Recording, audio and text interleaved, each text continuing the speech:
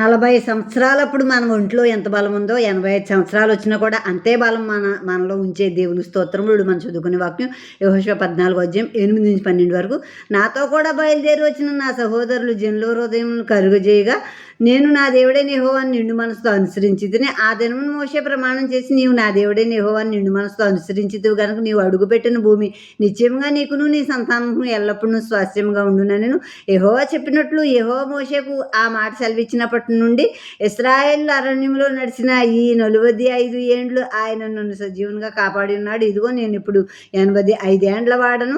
మోషే నన్ను పంపినాడు, నాకెంత బలము, నేటి వరకు నాకంత బలము, యుద్ధము చేయుటకు గాని వచ్చుచూ పోవచ్చు నుండు గాని నాకు ఎప్పటి అట్లు బలమున్నది. కాబట్టి ఆ దినమున యెహోవా సెలవిచ్చిన ఈ కొండ ప్రదేశం నాకు దయచేయము. అనాకీయులను ప్రాకారం గల గొప్ప పట్టణమును అక్కడ ఉన్న సంగతి ఆ దినమున నీకు వినబడెను. యెహోవా నాకు తోడై ఉన్నెళ్ళ యెహోవా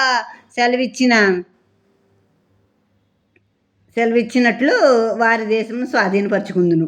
ఇక్కడ కాలేబు వచ్చాడు. ఇది ఎలా క్లియర్గా మనకు తెలియాలంటే సంఖ్యాకాండం 13 అధ్యాయం అంతా చదవాలి. అంతా చదవకపోయినా కొన్ని 13 అధ్యాయం 30 చదువుకోవాలి. అలాగే సంఖ్యాకాండం 14 అధ్యాయం 24 చదివిన కొంచెం అర్థమవుద్ది. ఆ 2 అధ్యాయాలు పూర్తిగా చదివితే ఇంకా బాగా అర్థమవుద్ది కాలేబు చేసింది. ఇప్పుడు కాలేబుని 12 గోత్రాల నుంచి మోషే పంపాడు, వేగు చూడటానికి పంపాడు.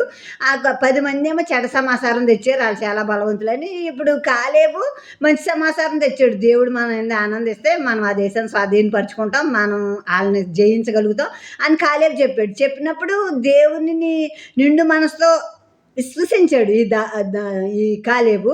అందుకు మోషే అంటాడు, నా దేవుడు నువ్వు నిండు మనసుతో విశ్వసించావు కాబట్టి, పూర్ణ మనసుతో విశ్వసించావు కాబట్టి నీవు అడుగుపెట్టిన స్థలం నీకు ఇచ్చేస్తాను అని చెప్పాడు. కనుక ఇప్పుడు ఆ స్థలంలోకి వచ్చేసారు వీళ్ళు. ఒకప్పుడు వేగు చోటకి వెళ్ళినా ఆ స్థలంలో ఉన్నారు ఇప్పుడు వీళ్ళు. అక్కడ అంటున్నాడు కాలేబు యెహోషువ దగ్గరికి వచ్చి, ఇదిగో మోషే ప్రమాణం చేశాడు కదా, ఆ స్థలం నీకు నీ సంతానానికి ఇస్తానని. కనుక అనాకీయులను వాళ్ళని వెళ్ళగొట్టేసి నేను అక్కడి నుంచి ఆ యొక్క దేశాన్ని నేను స్వాధీనపరచుకుంటాను. నేను వేగు చూడటానికి వెళ్ళినప్పుడు మోషే నన్ను పంపినప్పుడు నాకు 40 సంవత్సరాల వయసు, ఇప్పుడు నాకు 85 సంవత్సరాల వయసు.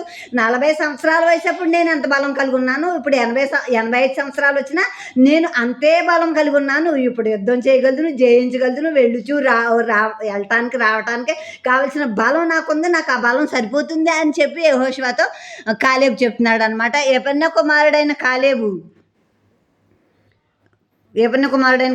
ఇశ్రాయేలు దేవుడైన యెహోవాను నిండు మనసుతో అనుసరించిన వాడు కనుక యెహోషువ అతను దీవించి అతనికి హెబ్రోను స్వాస్థ్యంగా ఇచ్చింది.